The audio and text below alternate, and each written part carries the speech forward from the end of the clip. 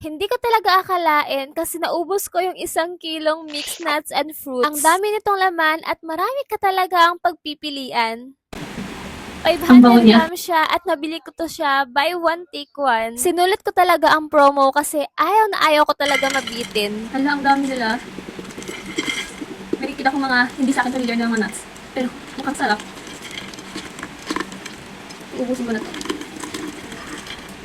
Punong-puno yung pinggan ko, grabe. Grabe. As in, punong-puno talaga siya. Meron siyang mga almonds.